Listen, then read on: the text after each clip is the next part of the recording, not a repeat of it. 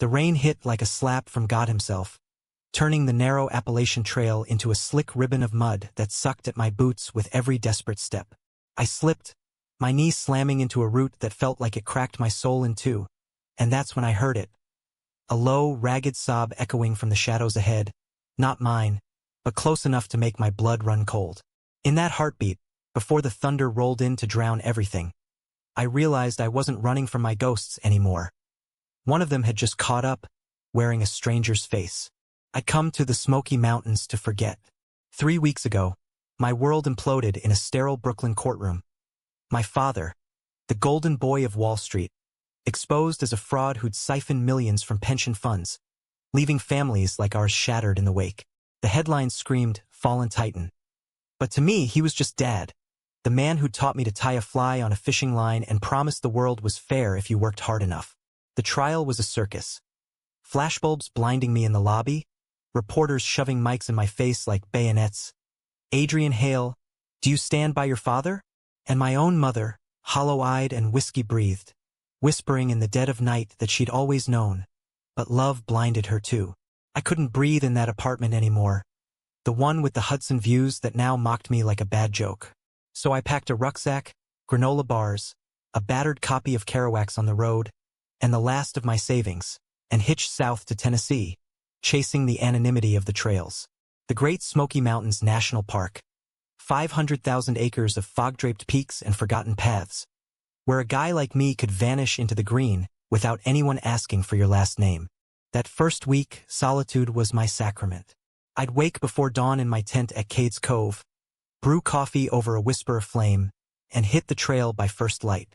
The Appalachian Trail section from Clingman's Dome to Fontana Lake was my brutal confessor. Switchbacks that clawed up sheer granite, rhododendrons clawing at your sleeves like needy lovers, and vistas that punched the breath from your lungs.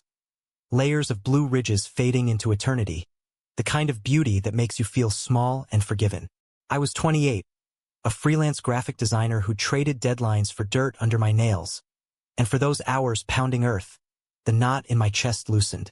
No emails from creditors, no voicemails from Mom begging me to fix this for Daddy. Just the rhythm of my boots, the burn in my quads, and the wild promise that around the next bend, redemption waited. But on day 10, as the sky bruised purple and the air thickened with the scent of wet pine, I pushed too far. I'd aimed for a lean-to at Molly's Ridge but misjudged the miles, the map in my pack as useless as my father's alibis. Twilight bled into night, and the trail turned feral. Roots like veins pulsing underfoot, branches snapping like accusations. My headlamp beam jittered ahead, catching eye shine from something low and unseen. Panic's a funny thing.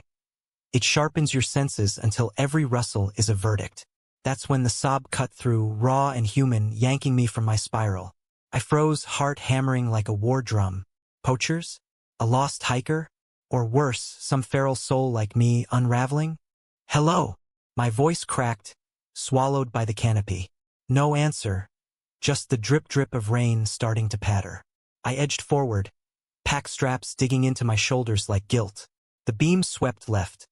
A figure huddled against a boulder, knees drawn up, head buried in arms. Broad shoulders, dark jacket plastered to a frame that screamed athlete, runner or climber, maybe. He didn't move as I approached, but his breathing hitched, ragged as torn silk. Hey man, you okay? I kept my tone steady, the New York edge softened by months of solo silence. He lifted his head slow, like it weighed a ton, and in the yellow glow, his face hit me like a gut punch. Sharp jaw shadowed with stubble, eyes the color of storm-tossed ocean, green-gray, fractured with something I knew too well, pain. Not the surface kind, but the deep, bone-etched variety that carves you hollow. He blinked, rain streaking his cheeks like tears he wouldn't shed. Go away, he rasped, voice low and laced with a drawl that pinned him southern. Georgia, maybe, or Carolina lowcountry. Ain't your problem. But it was. In that moment, with thunder growling low and the world narrowing to this drenched scrap of trail, I saw myself reflected back.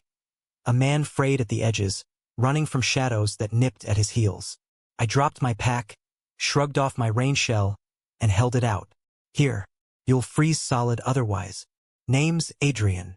He stared at the jacket like it was a trick, then snatched it, pulling it over his shoulders without a word. Up close, he was younger than I'd thought, mid-20s maybe, with sun-bleached curls matted under a wool cap, and a faint scar hooking his upper lip, the kind that whispered bar fights or bad decisions. "Lucas," he muttered finally, wiping his face with a sleeve. "And thanks. But seriously, keep walking. Trouble follows me like a bad habit." I should have listened. God knows, my life was a masterclass in spotting red flags. But the rain picked up, drumming the leaves into a frenzy, and the lean-to was still miles off. "Birds of a feather, then," I said, forcing a grin. "I've got enough trouble for both of us. Share the misery?" He searched my face, those eyes peeling back layers I hadn't meant to show, and something shifted. A flicker, like embers catching. He nodded once, sharp, and pushed to his feet, taller than me by a head, built like he'd been forged in these hills. We trudged on in silence, the trail a black vein under our feet, lightning stitching the sky like frantic seams. By the time we stumbled into the shelter, a sagging three-sided affair with a dirt floor and graffiti-scarred walls. We were ghosts of ourselves, soaked and shivering. I sparked the camp stove, coaxing flames to life while Lucas rummaged in his pack for dry socks. The lean-to smelled of old smoke and damp earth, a fragile bubble against the storm's rage. We ate in the cross-legged hunch of strangers. My peanut butter on tortillas, his jerky and an apple cord with a pocket knife. Words came slow at first, traded like rations. "You from around here?" I asked, steam rising from my mug like a question mark. He chewed thoughtfully, gaze fixed on the downpour beyond the slats. "Born in Savannah, but these mountains, they're home now, or as close as it gets." A pause heavy as the air. "You don't sound local." "Brooklyn," I admitted, the word tasting like asphalt and regret. "Escaping the concrete jungle. Needed to reset." He snorted, soft and without malice. "Reset. Yeah. Ain't we all?" His fingers drummed the plank floor, scarred knuckles flexing. A tell, like a card sharp's twitch. I waited, but he clammed up, staring into the fire until it popped and spat embers. That night, sleep dodged us both. The storm howled like a jilted lover, wind whipping through gaps to claw at our sleeping bags. I lay awake, replaying the trial's echoes, Dad's voice cracking on the stand. "I did it for us, Adrian, for you boys. Us, me and my brother, estranged since college, him in Silicon Valley building apps while I sketched logos for startups that folded like cheap suits. Family, fractured." Around 3 a.m., Lucas stirred, his bag rustling like confession. "Can't sleep," I whispered, a sigh long and loaded. "Ghosts. You ever feel like they're right there, breathing down your neck? Every damn day. Tell me about yours." He was quiet so long I thought he'd bail, but then it spilled. Fragments jagged as shale. Grew up in a shotgun house off the river. Dad a shrimper lost to a hurricane when Lucas was 12. Mom remarried to a Bible thumper who preached fire and brimstone at the dinner table. "He caught me once," Lucas said, voice threading thin. "Kissing a boy behind the bait shop. Called it the devil's work. Kicked me out at 16 with a suitcase and a bus ticket north." The words hung, raw and unadorned, and in the firelight, his profile was a study in quiet defiance. Jaw set, but eyes soft with the ache of it. I swallowed hard, the parallel hitting like a rogue wave. My own closet had cracked open in high school, a fumbling make-out with the debate team captain behind the bleachers. Dad clapping me on the back later with, "Boys experiment, son. Just don't let it define you." As if love was a phase, not a fault line. "Mine's fresh," I said, the admission sticking. "Dad's in prison now. White-collar crime. Left us penniless and painted as villains." Lucas turned then, propping on an elbow, his gaze steady as a compass. "That why you're out here? Running from the stain?" "Part of it." Heat crept up my neck. Not shame, but the vulnerability of laying it bare. "You?" He traced a scar on his palm, old and silvery. "Same. Only my stains got teeth." We didn't push further, but the air thickened with unspoken kinship. Dawn crept in gray and grudging, the storm spent to a drizzle. Over coffee black as regret, Lucas sketched his plan. Summiting Thunderhead Mountain that day, then looping back to Gatlinburg for resupply. "You in?"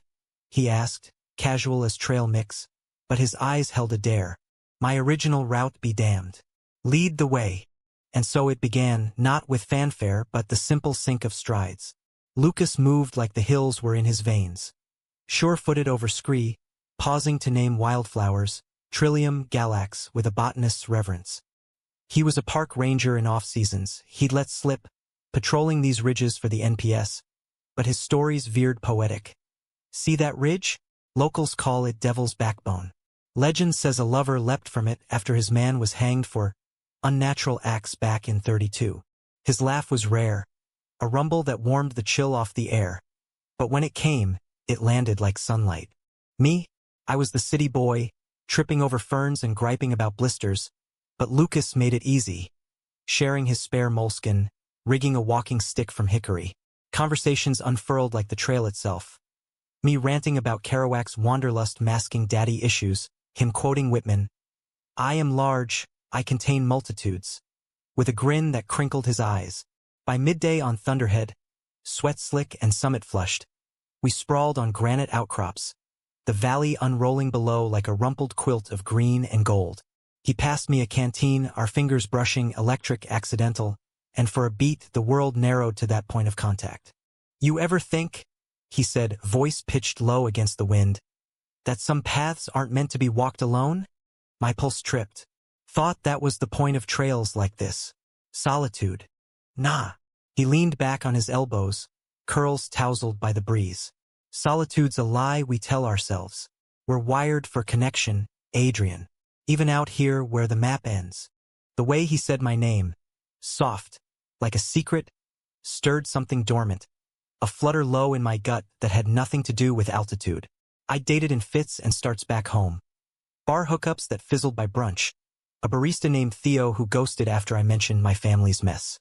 But Lucas? He saw me. Not the Hale scandals fallout, but the guy who sketched fever dream murals on napkins and hummed Springsteen off-key. That afternoon, as we descended into a laurel hell thick as Eden's underbrush, he slipped his hand into mine for balance, he joked, over a root-choked drop. I didn't pull away, neither did he. Nights blurred into intimacy's slow burn.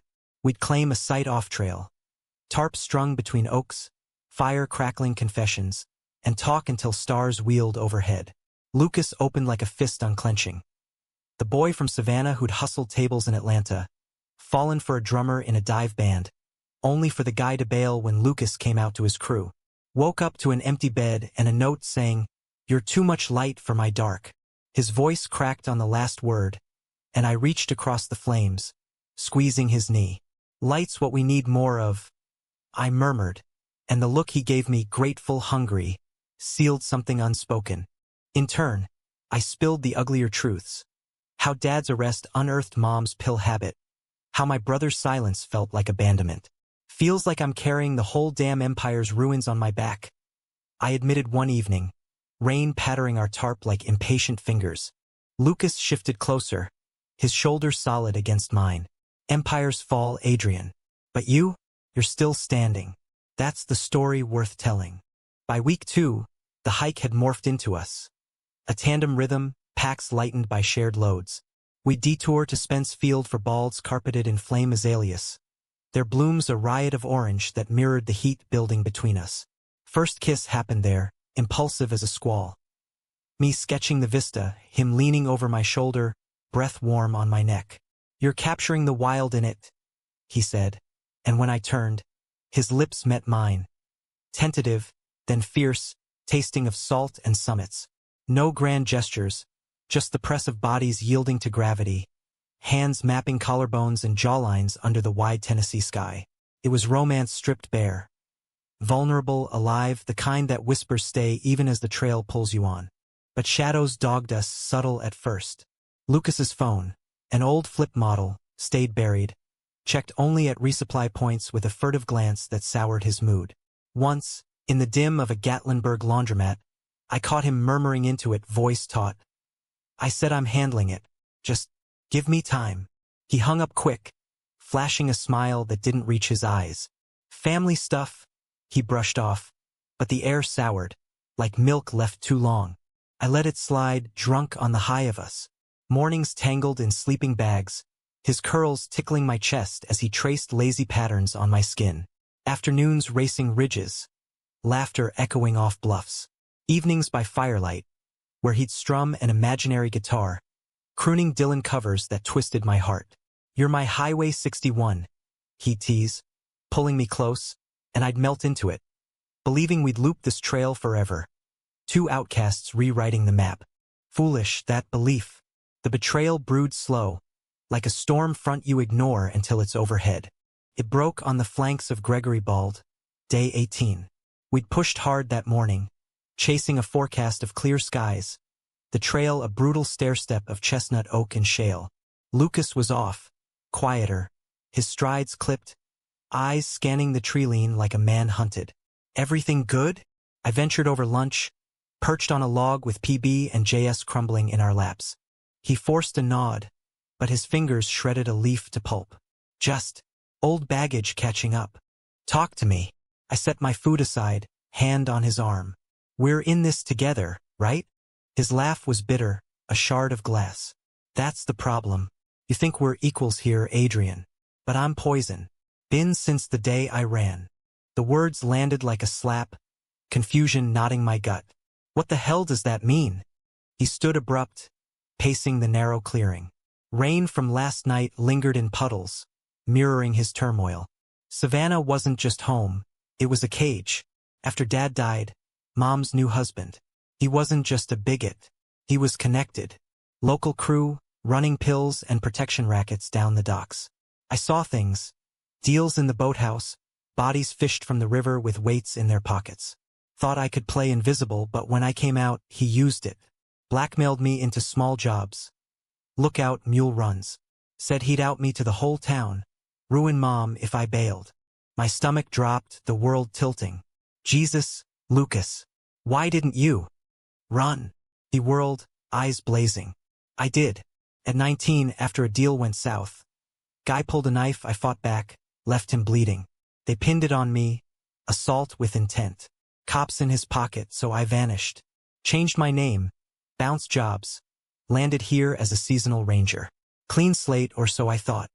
But that's the past." I rose, reaching for him. "We can figure this." "No." He stepped back, face crumpling. "It ain't. That call in Gatlinburg? My uncle, the bastard himself, tracked me through an old contact. Says I owe a debt. One last run, or he outs me to the feds as a fugitive. And now, you." His voice broke, raw as exposed nerve. "He knows about you, Adrian. Saw us in town, cozy as thieves. Threatens to drag you into it. Frame you as an accomplice, leverage your dad's scandal. Birds of a feather," he said. "I can't let that touch you." Horror iced my veins. Betrayal, not in his heart, but in the web he'd spun unwitting. "So what? You're just going to pay it?" "Worse." He pulled a crumpled envelope from his pack, thrusting it at me. Inside, a photo of us on Spence Bald, mid-kiss, time-stamped yesterday, and a note, scrawled in block letters. "Deliver the package to the drop at Newfound Gap by dawn, or your artist boy joins the river ghosts." My hands shook as I refolded it, rage and fear warring. This is insane. We go to the Rangers, the cops. And what? Paint me as the villain? Your name splashed again. Hail Family 2.0. He cupped my face, thumbs rough against my cheeks. "I love you, Adrian. That's why I have to end it clean. You hike out tomorrow, head north. Tell him I ditched you. Ghost story over." "No." The word tore from me, fierce. "We face it together. That's what this was, us against the wild." Tears tracked his face, mingling with the humidity. "The wild don't forgive debts like this." He kissed me then, desperate and devouring. A farewell branded on my lips. "Go. Before I can't let you." But I didn't. Dawn found us breaking camp in brittle silence. The trail to Newfound Gap a gauntlet of tension. Lucas shouldered an extra pack. "The delivery," he muttered, avoiding my eyes. And we climbed, the air thinning to knife-edge clarity. Fog railed the summits, veiling the Gap's iconic arch like a shroud. Tourists milled below, oblivious in their REI gear, But up here it was just us and the ghosts. At the overlook, he paused, scanning the lot for his contact. A nondescript truck, he said, with a blue bumper sticker. My heart thundered, every sense screaming run. Lucas! A crack split the air. Not thunder, but a gunshot, sharp as judgment. He jerked, eyes widening in shock, blood blooming dark on his shirt. I lunged as he crumpled, the package tumbling into ferns. Shouts erupted from below, tires screeching as a vehicle peeled out. Chaos. Park rangers converging, radios crackling, me cradling his head as crimson soaked my hands. Adrian, he gasped, fingers clutching mine, weak but fierce.